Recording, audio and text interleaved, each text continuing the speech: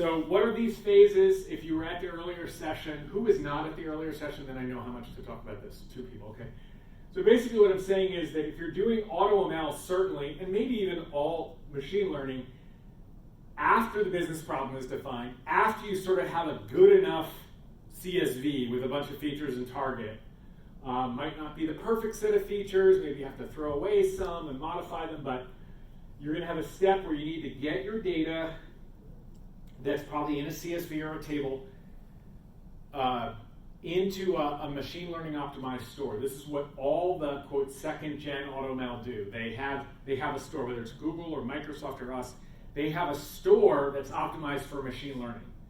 So like on Google, you don't use the stuff directly from Google Cloud or Bigtable. You go from those sources to this thing that's a data store that has metadata on the features, like is it a target? Is the feature, what kind of feature is it? Interesting information about potentially other things like what's the distribution of data in there. So you have this import step, you have this train step where you try the hundreds of algorithms and thousands of hyperparameter combinations. You have an evaluate step where you view the models and you choose a model, not necessarily based on accuracy, maybe based on some trade-off of accuracy versus explainability. You have a deploy step where you deploy the chosen model to the cloud or locally embedded in some app. You have a predict stage where you start inferencing with new data. And then you have a review phase where you monitor the model's ongoing accuracy, ongoing performance and accuracy. This last step is what most AutoML doesn't even really talk about. And what I'll say is, in my experience, most practitioners, data scientists or otherwise, have some vague idea that, yeah, they should probably figure out whether this stuff's working or not, but it's not formally defined enough. And I talked quite a bit at the last session about making sure that's part of your planning process. If you're using any of these AutoML interfaces, whether it's, or AutoML products, whether it's Augur or Microsoft or Google, I would encourage you to use this project. It's all out there, open source. You don't have to pay us anything for it. Register. If you decide you like this idea of like a higher level API that's faster to use, you can fork it and give it your own name. That's fine. It's truly open source. We don't know who's using it.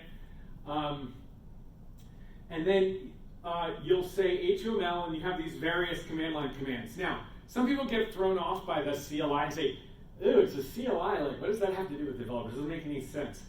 If I was to show you the Python interface, then if you're a Ruby developer or a Java developer or Scala developer or Go, then you'll self-select out. So today we have a Python interface and a command line interface.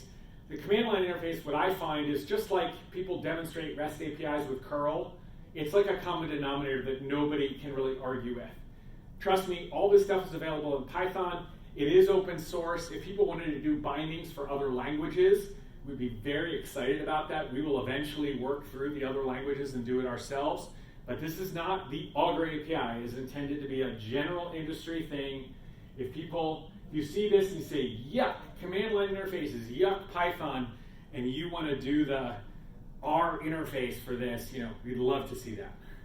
So we have this generic config file, or HTML runs as in a declarative mode off this generic config file.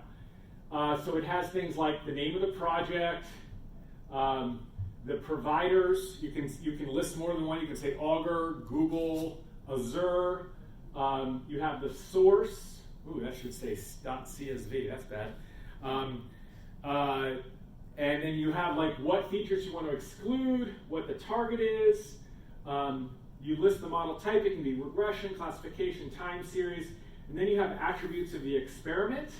So you can list the number of cross-validation folds, the number of the maximum total time, the maximum number of trials, and for each trial, what's the maximum time in minutes. And obviously, whichever is lower is going to kick in, right? So if you have 10 trials in maximum 1 minute, then this is probably, you're never going to hit this, right? But most AutoML has both of these things in there. In fact, those names, has anybody used either Google's Cloud AutoML tables or Azure AutoML? Anybody in the room? Which one did you use? Azure. Which one did you use? Google, the other one. The other one. Okay, nice. Okay, so these look familiar? It's the same names as Azure. Why did we do that? Any guesses? Because we want to get beyond, like, you're just foisting me your API. Like, hey, we actually in Augur, we had an API, single platform API, and we used all kinds of other kooky names. The Azure names are nice. Why do we not use the Google names? Google doesn't give you enough knobs today. They don't really give you a lot of knobs at all. Sorry? It's a bit weird. Yeah, it's very, very, very black boxy. It is developer oriented. Now people say, that doesn't make sense. How is it black box and developer oriented? It's very developer oriented in that, like, they don't have a leaderboard, which every other AutoML product on the market, including Augur, has a leaderboard. They don't. So they have the big picture vision. So some smart, more senior manager said, we're going to write this thing and it's just going to be for developers. Go Google, right? But when they got down to it, there's like no knobs. You can't tell what algorithm won. You don't get a choice of algorithms. You don't get to control the scaling of your instance. I can only assume they're going to get better, and I want them to. I actually think we're so early in this second gen AutoML. I'm not going to go into deep detail here because I talked about it earlier. I believe there's a first gen AutoML that's data robot and H2O. It's like, I'm a business analyst, upload a spreadsheet, get the winning thing. This talk is not about that. This is about second gen AutoML, developer oriented. So anyway, we chose almost all the names. These names are from Azure, but these look familiar, right? From your Google stuff. Exclude and target. So Google actually had, in actually one of their sample tutorials, they had a config file. It's not actually part of the API where they said, let's just read the CSV and exclude some things. It was actually somebody just writing a tutorial about how to use this sort of early beast that they had, and they actually had this thing that said, I'll just read in this CSV and I'll write this one-off config file in my app to exclude certain things and identify a target. It's like, okay, that's a nice simplification. So that's what we did. So this is actually the Moneyball data set, if anybody has seen it. It's a lot of numeric things, trying to predict runs scored. But of course, you don't want to predict based on the team league or year, so you exclude those things. So that's the general philosophy. If we see good ideas in any other tool, we'll adopt them into A2ML, right? So if we see something cool in, I don't know, H2O, not particularly developer-oriented today, but they might do something cool, and we would adopt it in A2ML. If people are using, is anybody using any AutoML that's not one of these three things? What are you using? 9. Okay. Are you with 9? I have a lot to do with it. Okay, so I would love it if 9 supported it. And by the way, we've proposed it to, we're not going to do the implementation, but for most competitors, we have our stuff full. I don't know, if the customer paid us to, we might. But I think it's a worthwhile abstraction. We'd love to work with people like 9. I've talked with H2O about them supporting it. Aaron O'Dell has actually publicly said on Twitter, this is a great idea. If you don't believe me, I'll go dig up the tweet. So let's go ahead and tour. That's sort of the overview of what HTML is about. Let's tour these modern dev-oriented AutoML. First Azure, then Google, then HTML. And so this is going to sound like, precursor, this is going to sound like me dissing Google and Microsoft. I am not. Yes, they are verbose APIs. Yes, I think A2ML can do it easier. But the big takeaway here is it's cool to automate your AutoML. And you can do that with Google and Microsoft. So if we hadn't done this and I hadn't written Augur, I'd be like, I'd probably be using Microsoft in all honesty because I like all the knobs they have. And it's a very good product. And they've actually done a lot of work on their API. So the cup is more than half full. And I think said even the verbose APIs is certainly better than no API.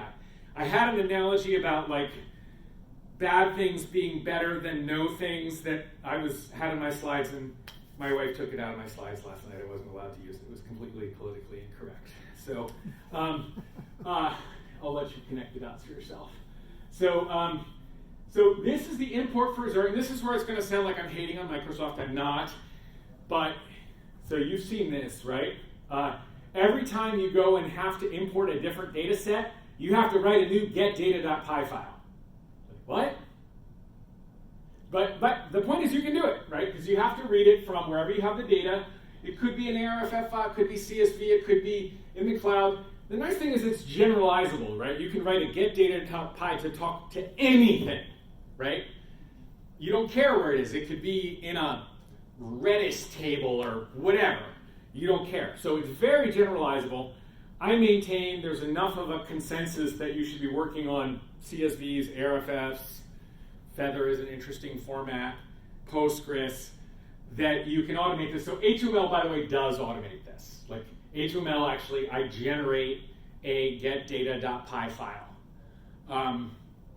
And by the way, I'll just pre-send, if you are working with Azure and you want to use this, the Azure stuff is there. I had it working at a certain level, and then I think they've been changing the hosted service, and I just don't have the bandwidth to keep it up to date. I've been keeping the Google stuff up to date.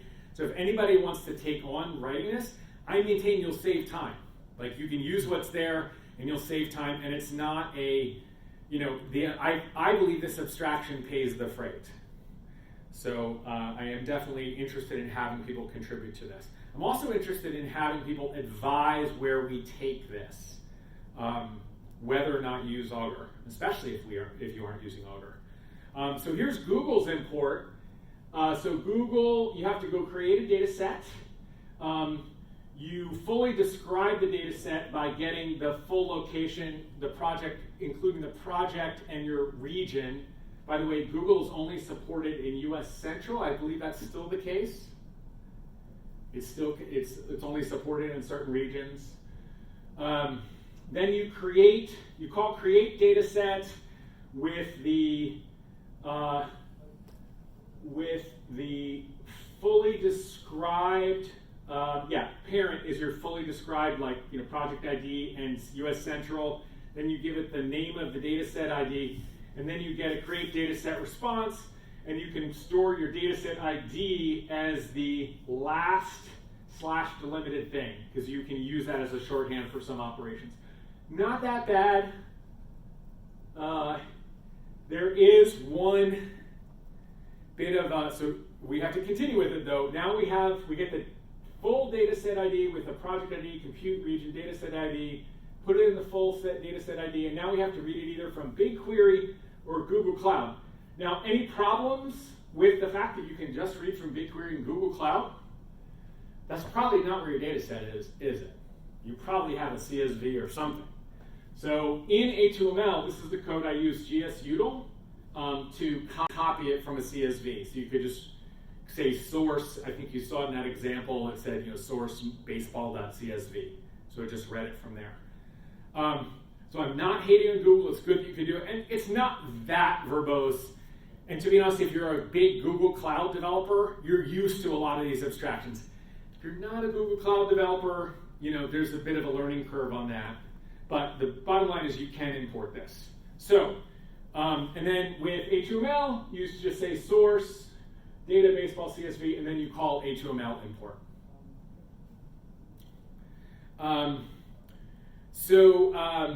Training with Azure. Okay, and this is actually pretty positive. I don't see a lot of cruft here. It's not bad. You set iteration timeout minutes, iterations, primary metric, number of cross-validations, whether or not you use ensembles. Pretty cool. Now, I maintain geez, why not just a config file? Doesn't that look like a config file to you? You're like writing procedural code, but it really is just a config file. So, that's why you'll see that we have a lot of the similar names there. You identify the data script, although I've not gotten it to work with that data script being called anything but getData.py, so it's a little confusing. And then you call generate data script, and then you configure it based on a compute cluster, which I didn't show here because it looked like it'd be really dissing it. There's a lot of work to set up what your config cluster is and configure it. It's not declarative. A lot of this kind of code, right? Calling code that's really just configs. Identify the data script, say where you want the debug logs to go, say what the the path is where you get things. So that's setting it up for training with Azure. And then here's HTML. You just list the providers. Obviously, it can be Augur, Google, Microsoft. What the source of the data is, what you want to exclude, and then you have your experiment things that you saw before, and then you call HTML train. I think it's a bit easier. Now, evaluate. Azure, okay, nothing to hate on here. It's perfectly reasonable. Wait for completion. You say run, wait for completion, and then when the run is done, you set up this variable so you can get to the results of the run. I didn't show that here. Let's see, did I show that? Yeah, so for brevity, I skipped a couple of the steps, but it's actually all, if you actually wanted, even if you wanted to write it yourself, go look at the HTML code, just so you can see it like a nice little pithy example of how to do these things. And then you'll call get metrics, and it'll spew out a bunch of, actually very nice, useful metrics. Basically your leaderboard. So with Google, you'll list the model evaluations and grab the 0th one, and then you'll get something back like this. What's interesting is that you don't get the name of the model. You get the time it took to run, and you get a bunch of metrics which may not be and it doesn't tell you which metric it was using to score, to direct the search, but you can actually set which metric. It's also a rather small set of metrics. Again, not hating on Google, it's cool that you can set it. Azure has a longer list of about 10. Augur has about 15 different metrics.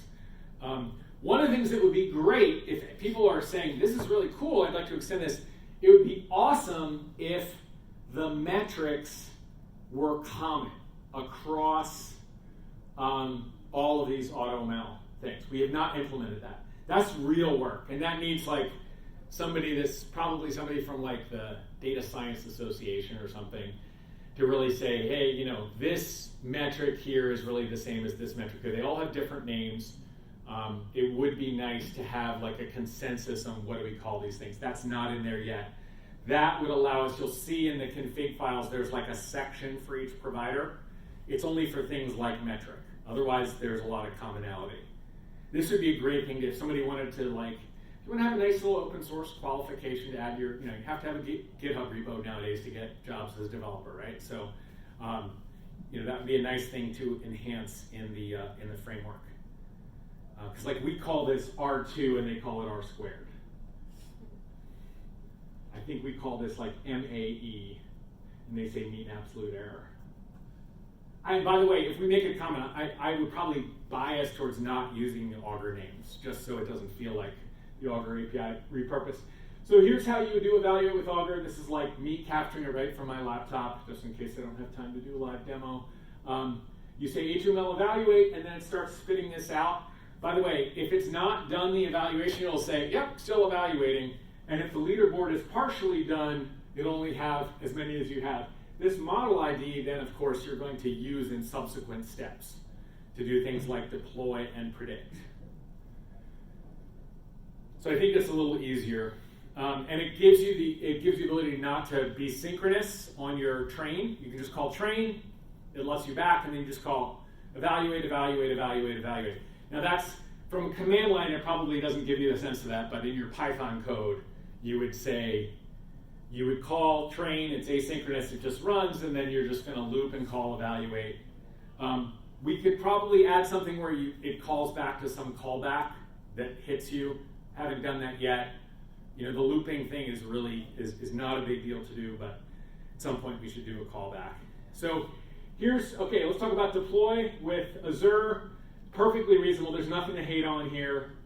You call register model because they want to have a place where you can put this stuff. They have a model registry. It's actually a nice abstraction. Then you call deploy from the model, and then you wait for deployment. Now, this is for hosted deployment, but don't be deceived. You knew so much about this stuff, and you don't get to see the end of this. So this is for hosted deployment.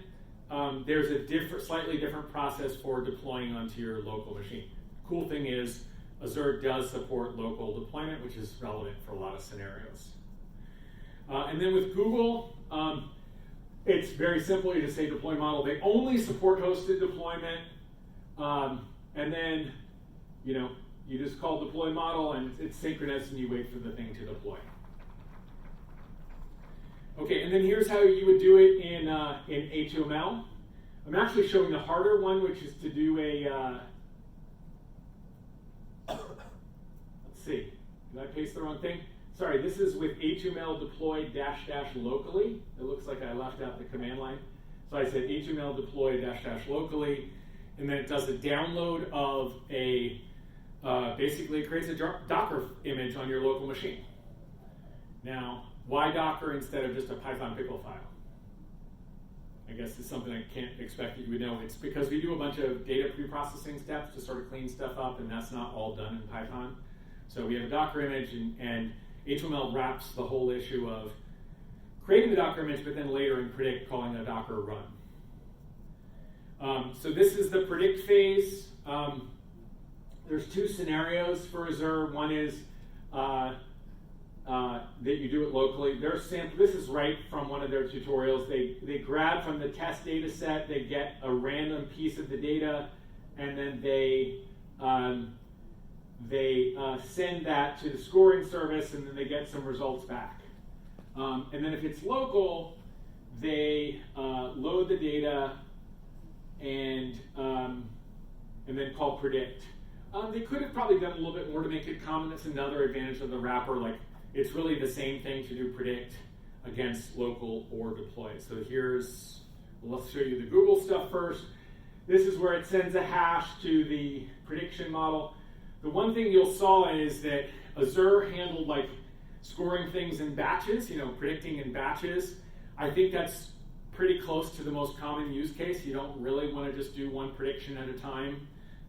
You probably have batches of predictions that you want to do.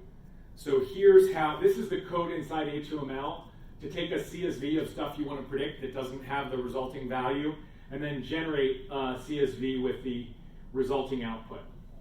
So that's the code. This is actually the insides of the AutoAutoML code. And then here's how AutoAutoML does predict.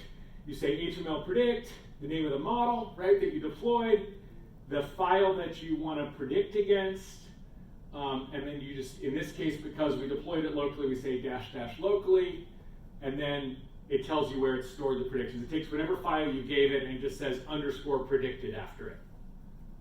So wherever you have it stored, it says _ predicted. Okay, so let's see. I think I have time to do a quick demo.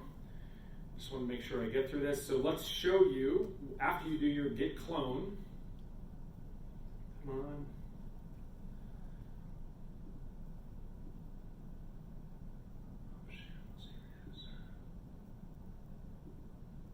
Okay, so if I call the AutoAutoML command, well, first of all, I need my virtual env that you, as a good Python developer, you should always have. And this tells me that I'm working on this AutoAutoML virtual environment. You don't have to have it, but I certainly recommend it. And then I can say AutoAutoML and just the AutoAutoML command. It will show me all these things. Again, you do have all of this with the Python interface as well. There's an AutoAutoML auth command. I shouldn't need that because I have a cookie. To get this project, I would say AutoAutoML new, just like it was a Rails app or a Django app, right? It's creating a project with persistence. Now I'm going to say AutoAutoML import. Well, first of all, let's look at this. I've been talking about this config. Let's look at config.yaml.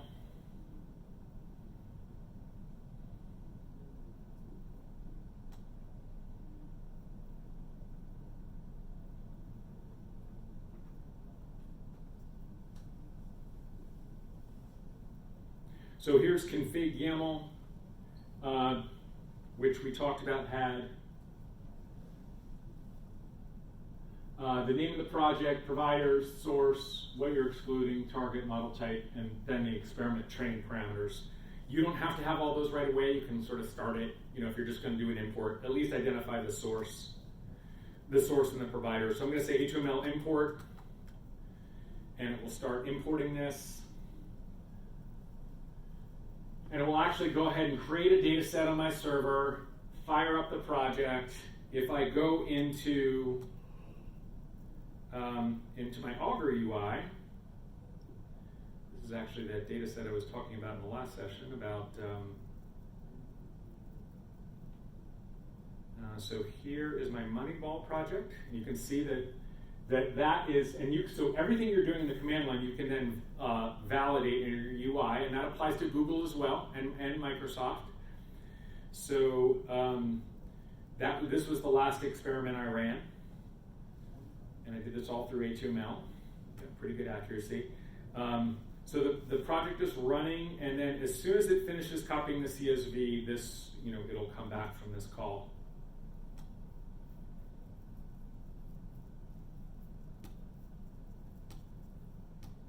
Okay, so while that is going, dataset status is processing. So you'll actually see from here that it's actually, from this Moneyball project, you will see a new experiment start up as soon as we do the next step, which is HTML train. So import, train, evaluate, deploy, predict, run. Predict, review. So if we say HTML train, it's going to start up the training process.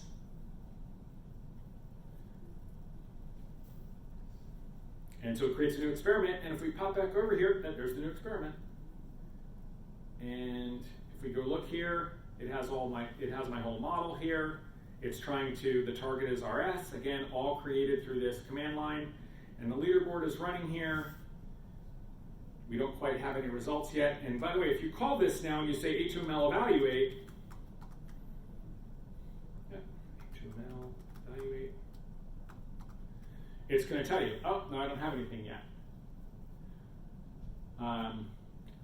And it's pre-processing the data, right? Doing things like throwing out features that don't have enough variance. So now it's actually got, you'll see the same thing here, and you would see the same thing in your Python call. It only has the baseline regressor, which is always going to be really low.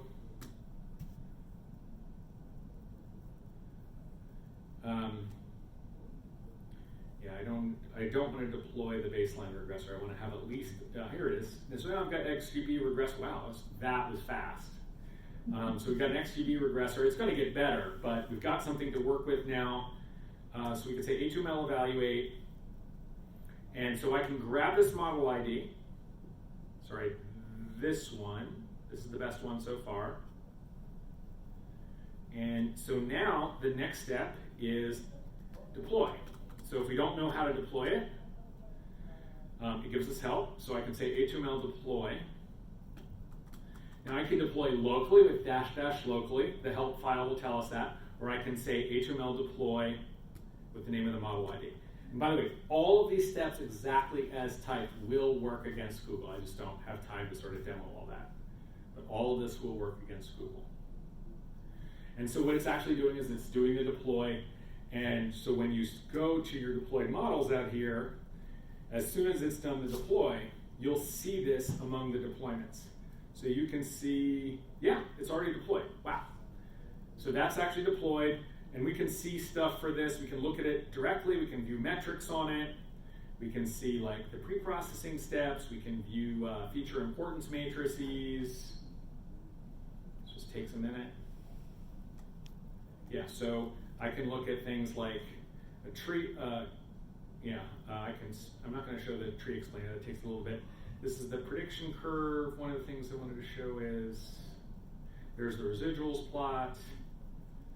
I'm not sure why I'm not seeing the feature importance matrix right this minute. So a bunch of metrics on there, and so now I can start doing predictions, right? I have this model, same model, and I can say HTML predict, and it will actually give me a syntax for that. It says predict with the options. So in one of the options, if I said HTML predict is the model, so I can say -m in this model, And now I need to point to the data that I want to predict. Now this is similar to the format of the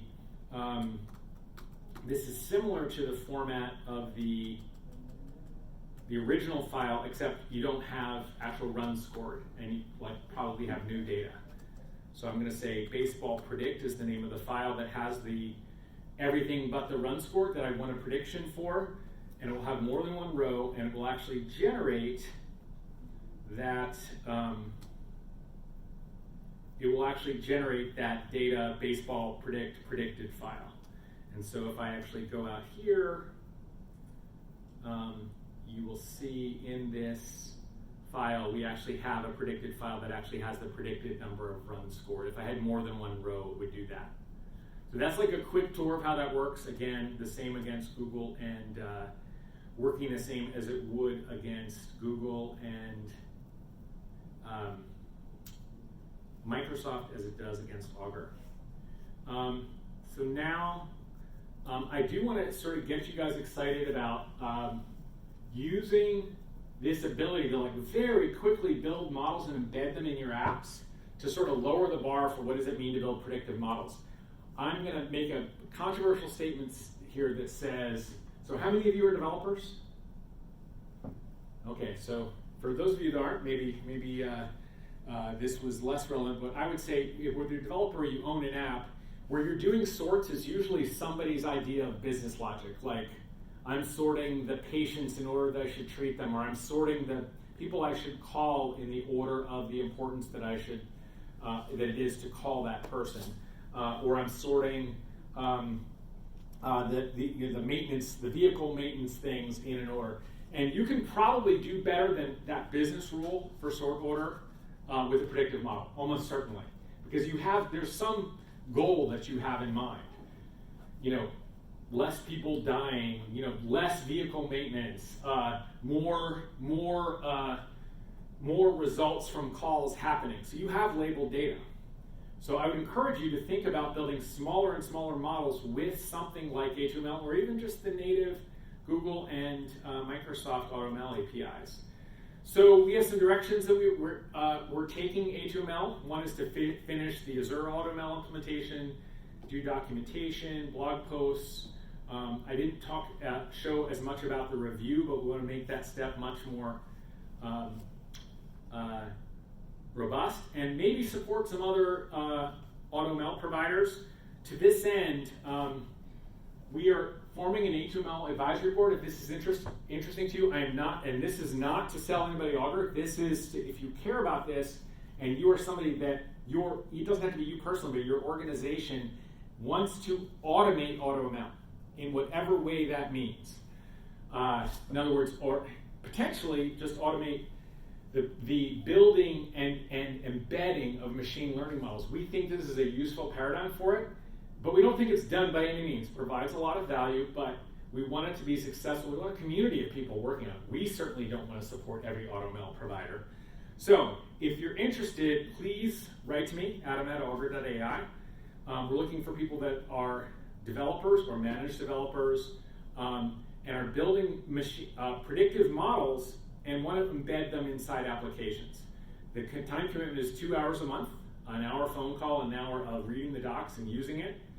And our carrot is we would give you free Augur time and potentially stock options negotiable. Some people can't do that latter one, but either way, if you're interested, we are looking for people in industry to help guide the future evolution of this.